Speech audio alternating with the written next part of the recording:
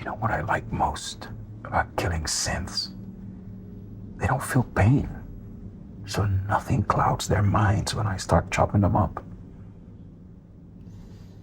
See, I would imagine it's the pain that makes it satisfying. Welcome to Alien Earth, the official podcast. I'm your host, Adam Rogers, and we are just hoovered onto the face of this show every week, tail coiled around the throat of each episode, proboscis-like appendage stuck in the... well, you get it. This week, episode 6, The Fly. Plenty of spoilers, but you can watch the show first. We'll just wait right here. Today on the podcast, I'm joined again by director Ugla Hauksdóttir to talk about all the diverging paths of the characters in this episode. And then Andy Nicholson, a production designer on the show, will talk about building, or I guess sort of rebuilding, a sci-fi world. Then I'll talk with Essie Davis and David Rysdahl. That's Dame Sylvia and Arthur, the creators of the hybrids, who are probably going to need extensive couples counseling after all of this. And finally, co-executive producer Migizi Pensoneau is back to ask this week's big question: what is the morality of property?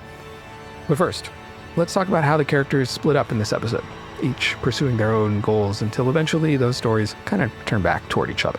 This is director Ugla Hauksdóttir.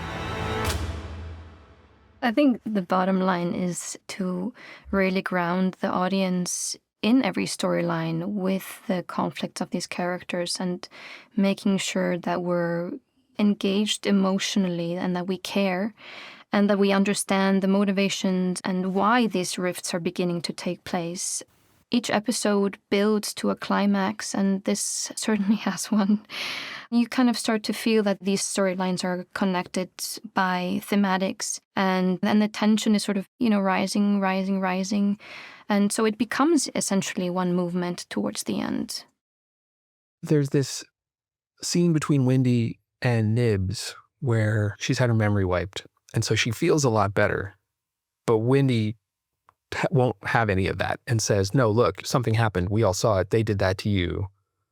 And both of them, I think, realize that they are not being regarded as human by their owners. They kind of realize that together because of that decision to treat Nibs as an IT problem, not as a person. So that's a big change for how they regard themselves and their own minds and bodies. Yeah, and I think especially for Wendy, it's a major wake-up call.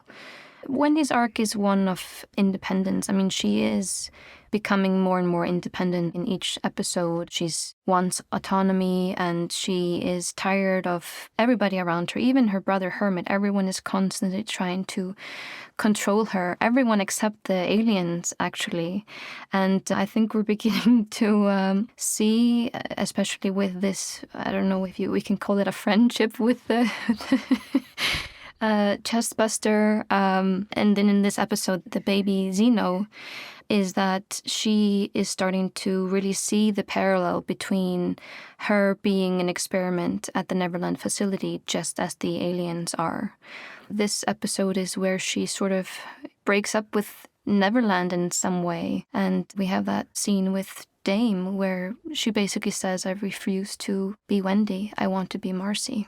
I will control who I will be. I want to talk about Isaac.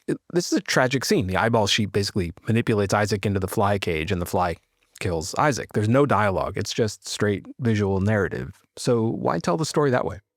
Well, I think there's a lot of tension in that silence, in that emptiness. It creates a lot of dread, I think. We are aware of the fact that that lab is filled with creatures. And so there's something really uncomfortable about that silence. And I think the best sort of trick to impactful tension building is to jump between the subjective experience of Isaac and then jumping to the objective sort of view of the lab, where we feel how vulnerable he is. And when he enters the lab, he's like putting on his vest, and he's so excited that he's been trusted with this task of being alone in the lab, and Kirsch trusts him to go and feed the creatures. It's one of the few moments where we really see the child that he is, because he's always trying to be a bit of a grown-up. And so I think there's something in his innocence when he enters where we immediately feel that this can't be good.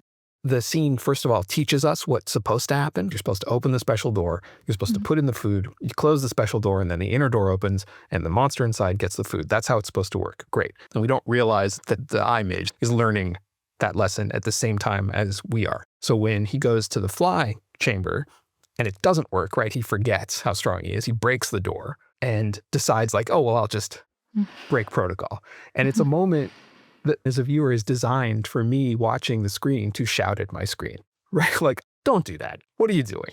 It also goes back to the fact that in that moment when he breaks off that door handle and he decides to step into the containment, it's another of these moments where it's because he's a child. He doesn't know better.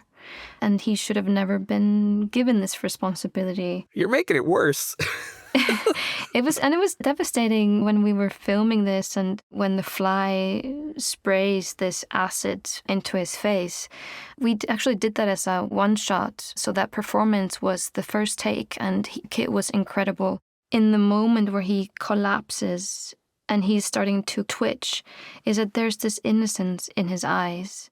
And you just realize like, oh my God, this is a child that I'm watching that has been killed by this fly.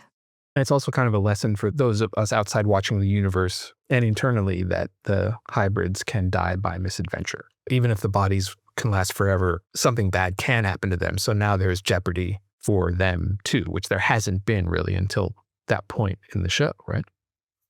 We are discovering here that they, in fact, have no idea what they're up against with these aliens. It's highlighting how vulnerable they are. And Boy K, he thinks he's in control, but I think that we're starting to see that this isn't going to end well. Yeah, his approach until this point has been one of, I'm a genius and it's pure intellect and none of this emotional stuff. It's a kind of a moment that like, no, this is really spinning out of control even for him. I want to ask about another scene with him because episode 6 also has the negotiation with Yutani. What's the difference between that scene and the sort of more intense two-handers and alien fights and stuff that also go on in the episode? It's one of my favorite scenes that I directed on the show. There's something about just being in that grand formal space and them sitting at the end of this long table with this moderator. And Boy K comes walking in with his dirty feet and he completely dismisses Yutani, the moderator, the purpose of this meeting. And obviously he completely outsmarts Yutani by the end of it. Boy K, he's somebody who, he doesn't want to grow up. He doesn't think about consequences.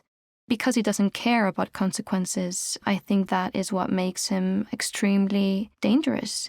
It's about wealth and power, greed, success, and the fact that no moral questions get in his way. Yeah, it's a scary world that he's building. It's clear that that's a room that the oligarchs are supposed to take seriously, and he's ignoring that. Like, he thinks he's beyond even that. It's really chilling in its own way. Yeah, and he turns the law on her, on Yutani. He's a mind-fucker. Right.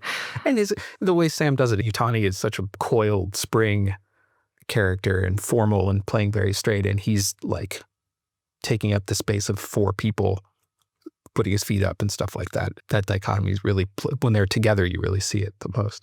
Yeah, and that's also not scripted, the fact that he gets up on the table and puts his feet up. I mean, putting his feet up was something that Noah had mentioned in a tone meeting, and I was like, oh, wow, we're going to go that crazy with Boy K. That's fun.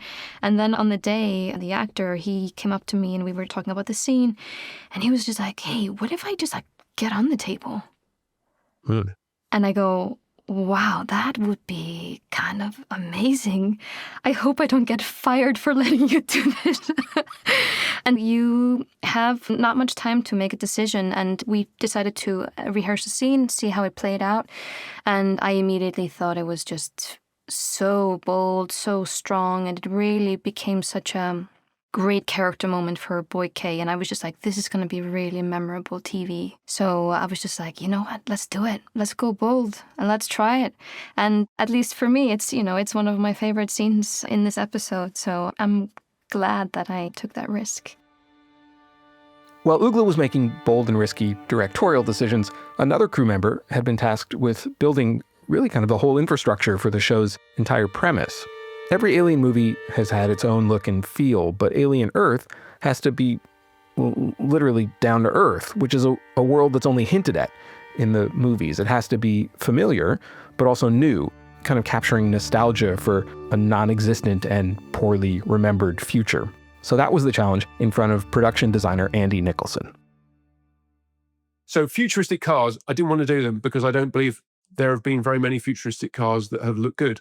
So I just said to them, well, maybe the city's so hot and there's sea levels come up so much that the streets are just mostly rivers. There will be some vehicles because we do have to have vehicles for the troop transport and stuff, but it's old technology cars. Nobody's really, everybody's given up on having electric cars. They just got crappy things that run.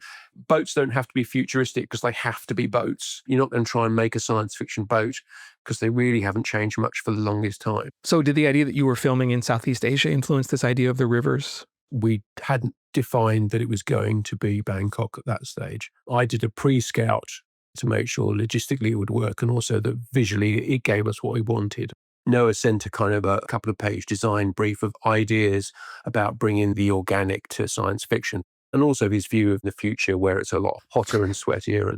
And so that was a very important part of it.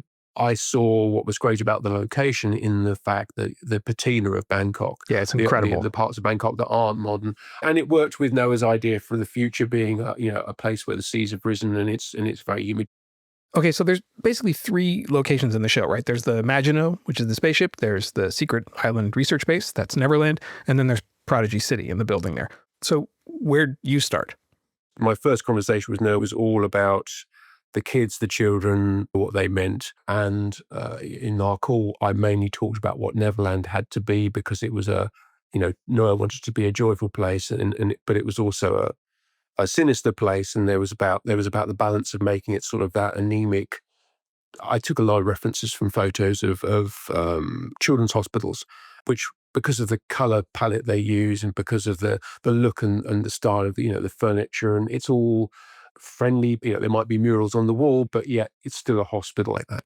Tell me if I'm right about this, because the sense that I got of it was that the building is sort of brutalist and scary, but then the furnishings and the decor are kind of friendly and happier.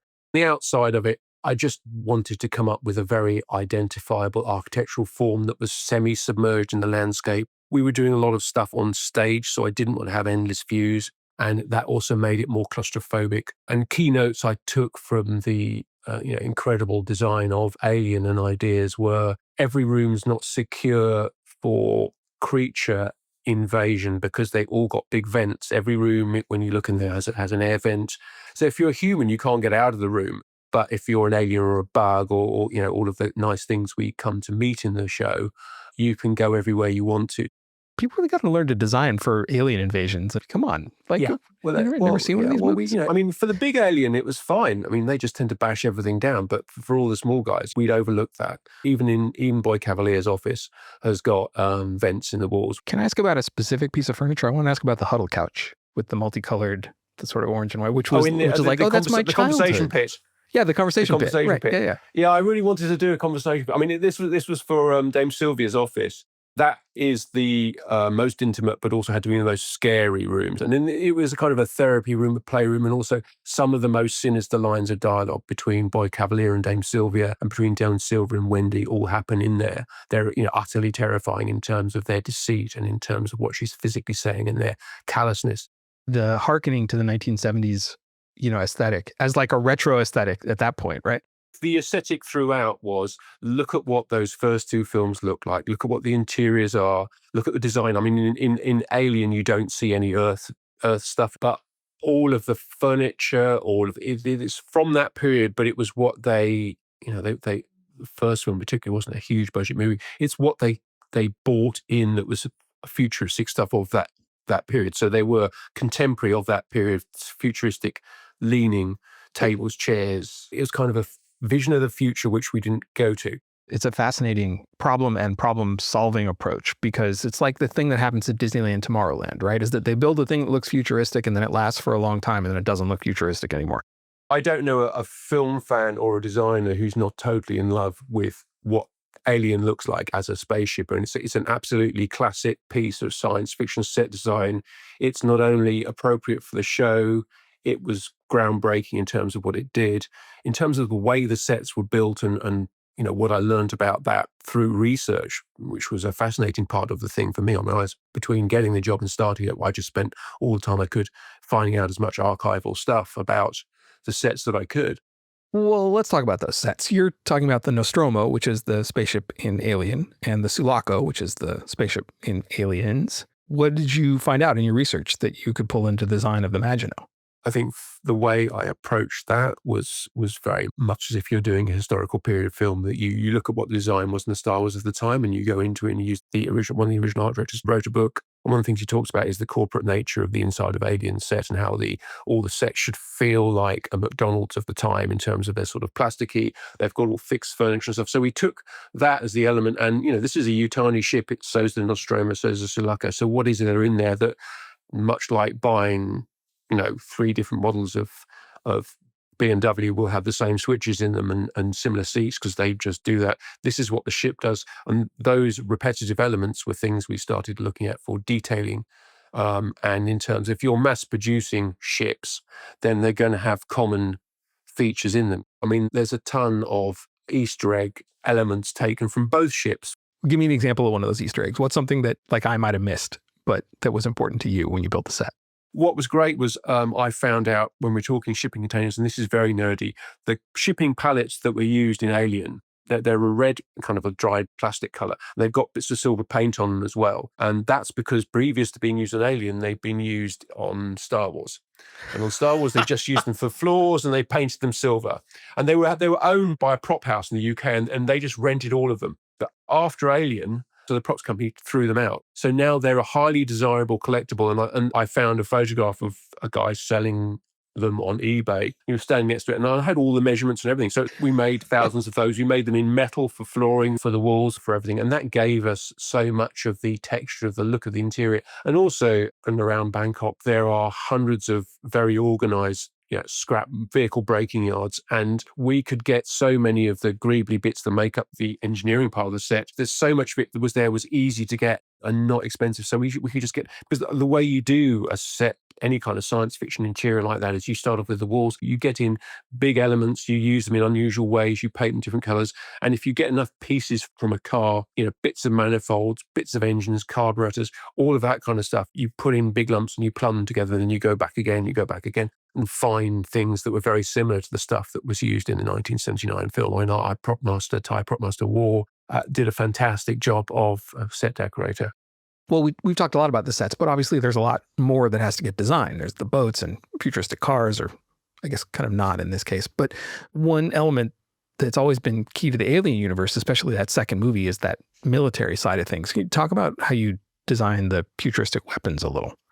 We decided that just much like now, you have your own militia, and your own militia would be using the top-of-the-range military spec weapons.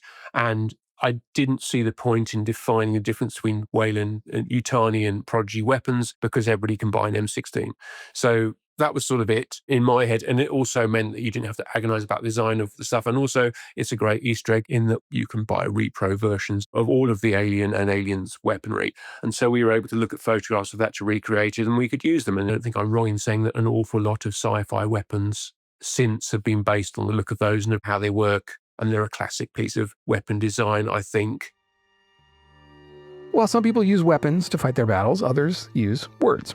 Arthur and Dame Sylvia are a core relationship on the show, and in this episode, they have a philosophical disagreement so fundamental that it breaks their marriage up, it breaks their scientific partnership, and it screws things up so badly that it redirects the rest of the story from here on out. So we'll start with Essie Davis first, who we heard from in episode 2, to get her perspective on what's going on between Dame Sylvia and Arthur here, and how the actors managed to make that relationship feel grounded in the midst of everything so weird going on around those characters. David and I, as soon as we met each other, just instantly fell in love with each other. And we would actually improvise our relationship often. We get together and have these quite long, in-depth conversations about work and Boy K and our children and what we're going to do. But it was really grounding for the two of us to have this, like, a history of a relationship that felt really connected, because we're often in a workspace together, not really dealing with the fact that we're married. And so to have built that world together was really great. And it felt really important, particularly for the choice that she makes to stay working for Prodigy, essentially, because that's such a shock for both of them. Yeah, to be clear, Nibs has PTSD at that point, and they get given an order, right? Mind wiper. And Arthur says, I don't wanna. So what's Dame's perspective on saying yes to that order? Well, it's clearly not what she would like to do.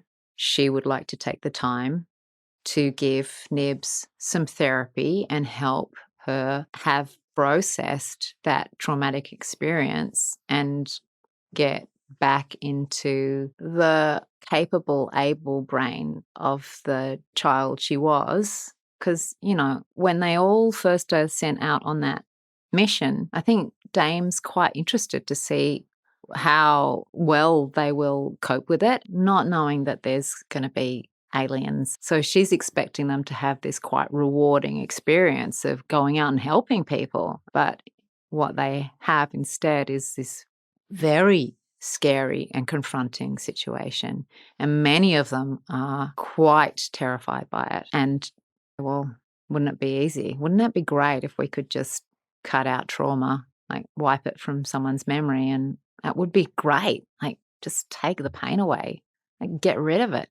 Well, yeah, it would actually be pretty great if you could do that kind of editing, I guess. But it has narrative consequences. Like, she's fine once that happens. The thing that freaks Nibs out is not the trauma, it's the fact that her memory can be altered so easily that proves that she's not really human. You fix the PTSD, but then you give her something even worse. We fixed the trauma, but we gave her something bigger to worry about. Right. Therefore, who is in control of her body? Who's in control of her? Is she a puppet? And in fact, Arthur's right. What if it makes it worse? Because Dame knows the relationship of Atom with Boy, and because she knows Boy's flippancy, although she doesn't expect Arthur to get fired, she knows that they could just be kicked off this project and children could be taken out of her hands. It's like, do you give up your life's work or do you do as you're told? So I think she says yes, she will wipe this memory, hoping to then be able to find a way to nurture Nibs further down the track. And now from the other side of that relationship, here's David Rysdahl, who plays Arthur Sylvia, Dame's husband, on what's going through Arthur's mind at this point in the story.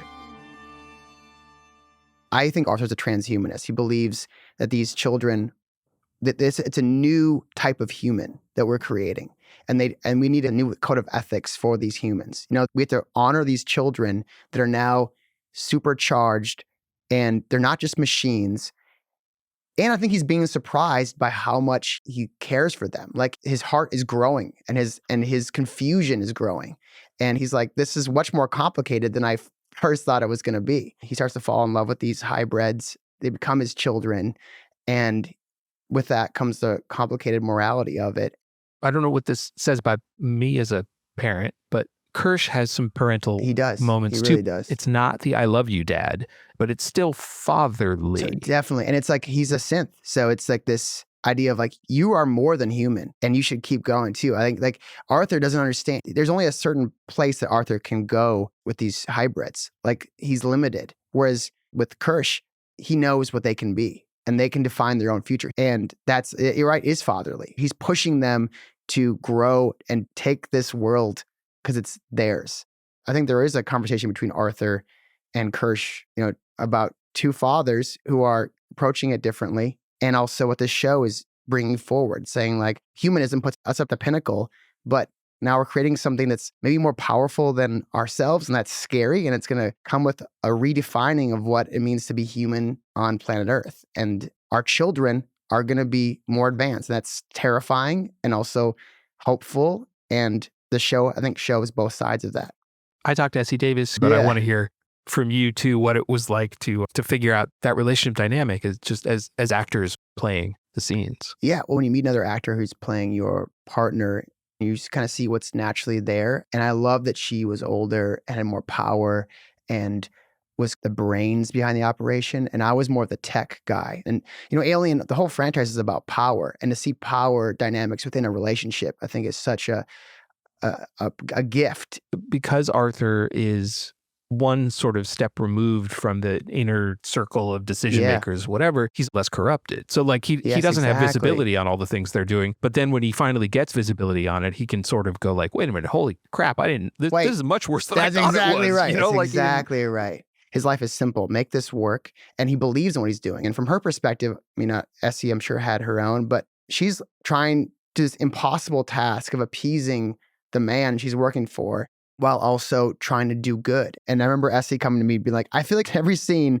I'm flip-flopping. And I say, that's exactly right. And that's perfect for this character who has to be the go-between between the power and the science and, trying to build the plane while flying it. She's more of a politician than Arthur is. Arthur is more of a purist and an idealist and is allowed to be that because he doesn't have to live in the politics of the company. But that's a little bit of the arc. I start to question my wife and also question what we're doing.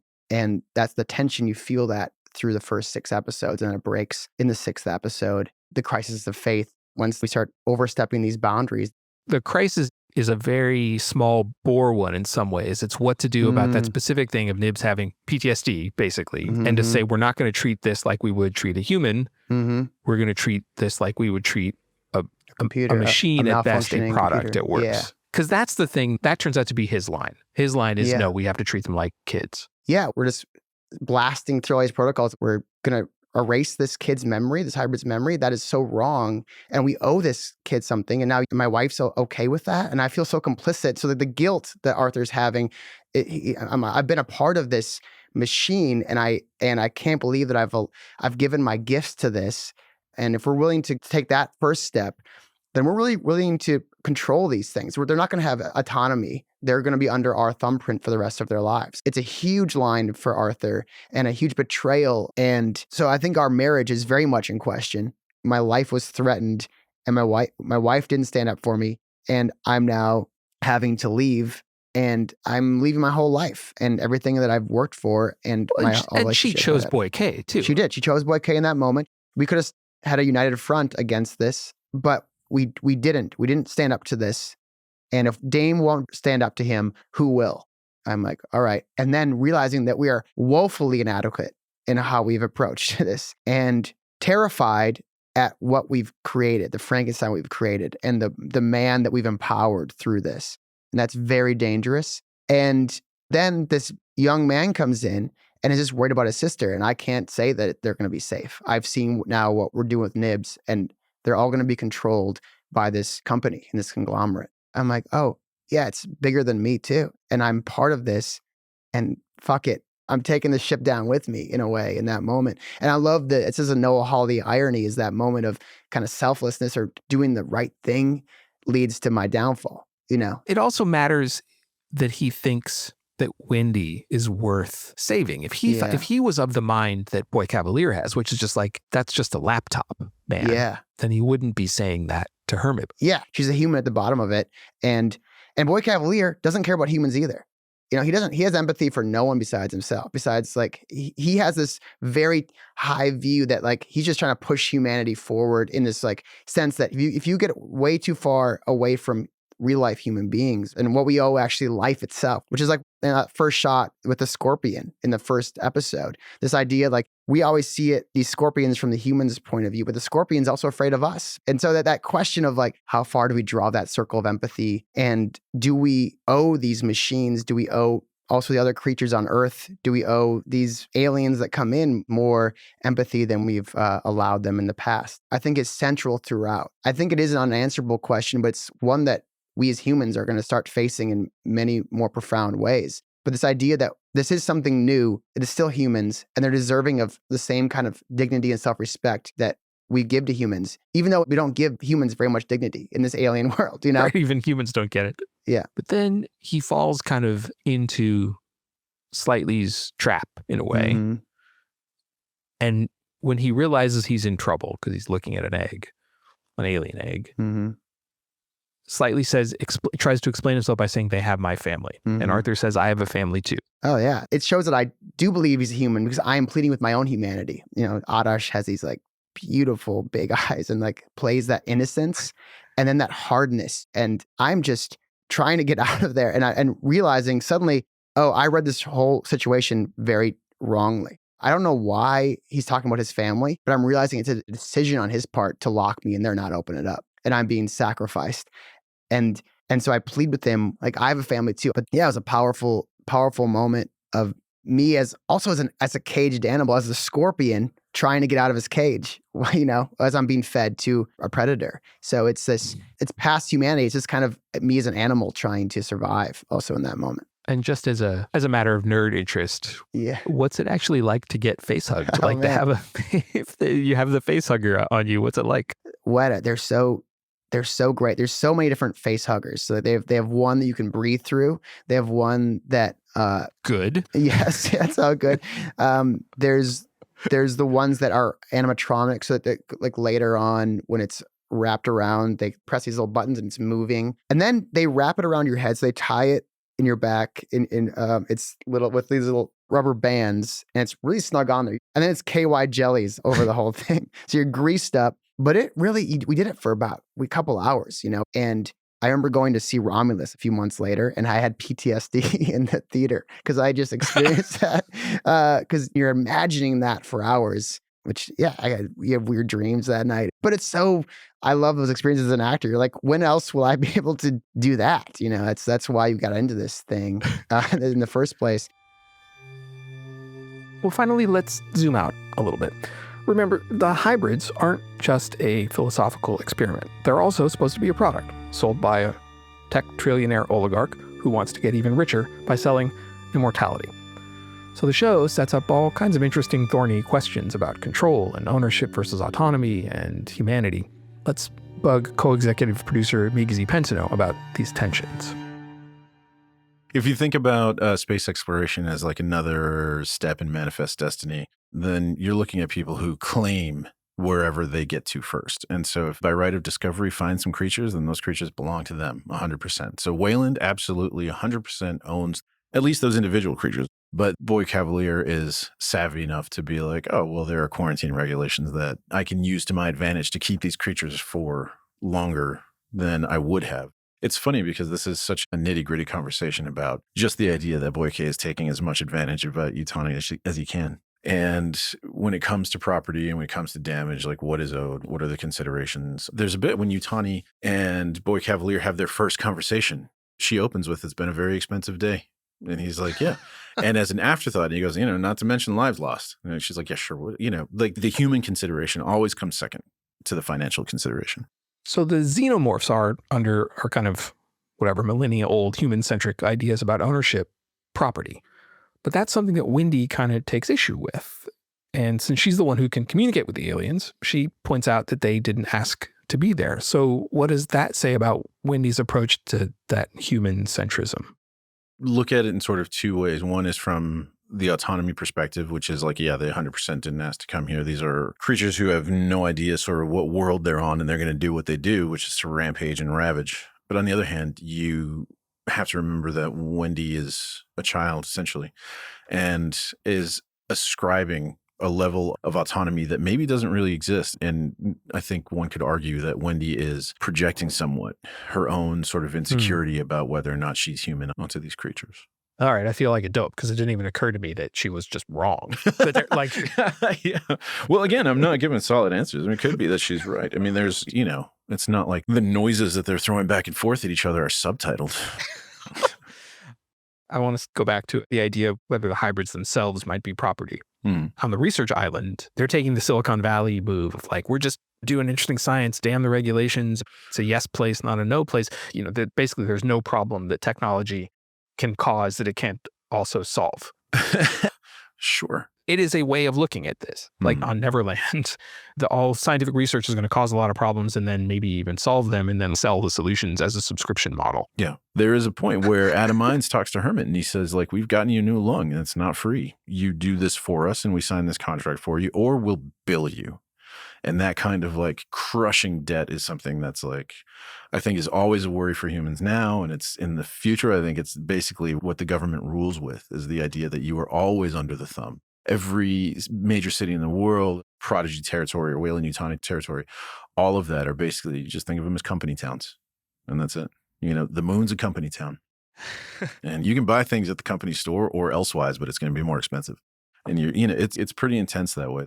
What's funny is that's not obviously the main thrust of the story, but the fact that just pervades everything in our story is pretty disgusting. I hadn't thought of it as Hermit's Lung being a subscription model, but yeah, that's kind of what it is. His life is threatened in a technical legal sense if he doesn't comply with the company's wishes. So they don't own his body the way they own the hybrids, but they own an essential part of it that's keeping him alive. And that sets up a creepy, or disgusting, as you put it, power dynamic between every citizen and Prodigy.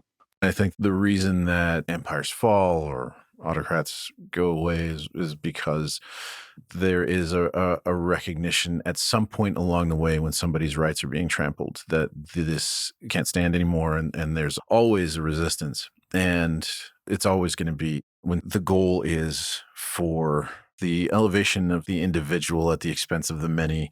And if the many suddenly starts to include these superpowered hybrid beings, okay, you have a hard time ahead of you if you're Boy K. If you're building this thing and bringing it into life, if you don't do it in a moral way, it's going to burn you in the end. It's especially interesting in the context of mind-wiping nibs, right? That's like an inciting event that sparks the sort of revolution, is when they assert their ownership over not just the body, but the mind.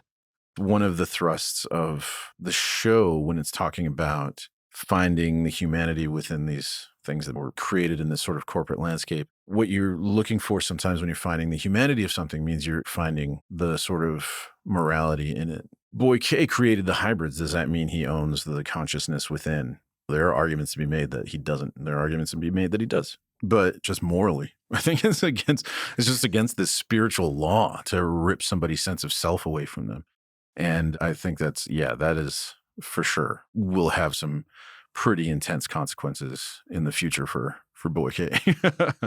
It's always going to be, I do think that the lack of morality, it's the stuff of good sci-fi, sort of the downfall of the person that sort of brings that into the world. That's all for this week's episode of Alien Earth, the official podcast. Next week, the sheep is an eyeball monster now, and Boy K is into it.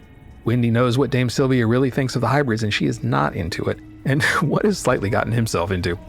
Also, can we agree that Kirsch is the only character on the show who's actually seen an alien movie and internalized its lessons?